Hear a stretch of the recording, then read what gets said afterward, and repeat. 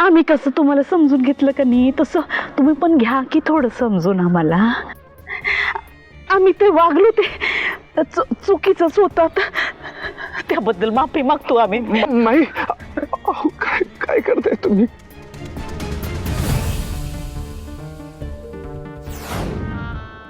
साईबाई,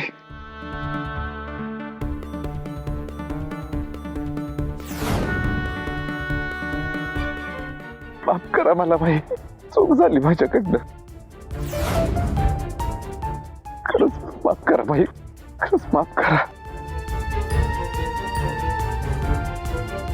तेज प्रताप,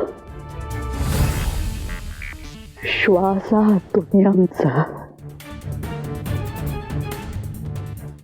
आणि आम्ही का नाही तुम्हाला माफ करण्याचा प्रश्नच येत नाही,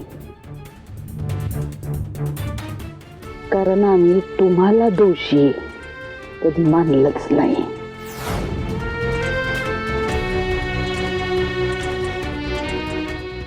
पण तुम्ही एक गोष्टीची खात्री द्या आम्हाला की तुम्ही यापुढं आमच्याशी असं कधी वागणार नाही, आम्हाला दुखवणार नाही.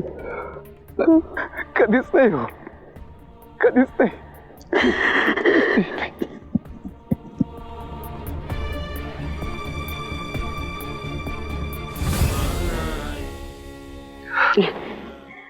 आम्हाला सांगा. हा, विसरलो नाही आम्ही. उद्या वाढदिवस आहे ना तुमचा. आम्ही कसं विसरणार, आई आहोत आम्ही. बर, मग सांगा तुम्हाला काय गिफ्ट पाहिजे आमच्याकडून? नाही, मागा मागा, काय वाटेल ते मागा, आम्ही देतो. काय? नाही बाई, मला जे हवं होतं ते तुम्ही मला कावाच दिले.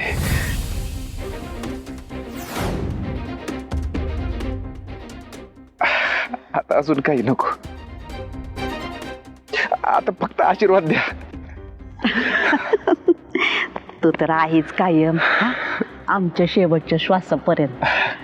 नाईसाहेब अचानक इतका कशा बदलल्या? हे खरंच तेज प्रतापवरचं प्रेम आहे की अजून एखादा डावपे जागतायत? काहीच कळायला मार्ग नाही.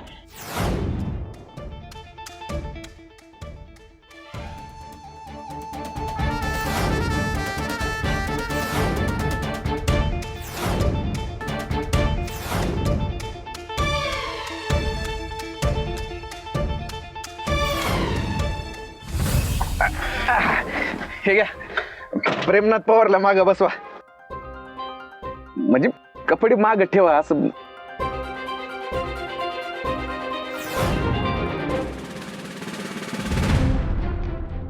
काय झालं? कसला विचार करते?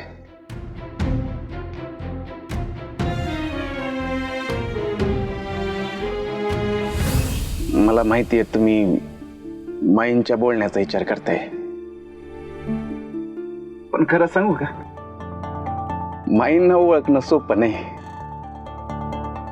आणि तसंही त्या सहज कोणाला कळत पण नाही म्हणा.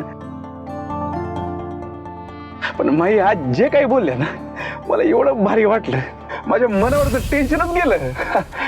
माझ्या निर्णयाला होकार दिला माईंनी. म्हणजे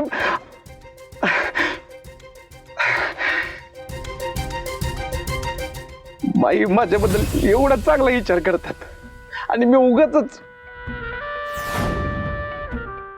पण वैदी, मी आता नोकरी करू शकतो, स्वतःची ओळख उभी करू शकतो.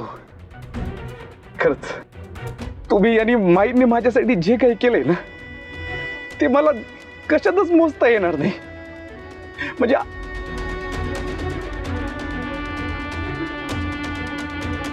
वैदी, काय झालं? तुम्ही अशा गप्प गप्प का? तुम्हाला आवडलं नाही काय? अरे नाही, असं असं काही नाहीये. तू तू खुश आहेस ना? मलाही ह्याच गोष्टीचा आनंद झालाय की फायनली त्यांनी तुझी बाजू समजून घेतली.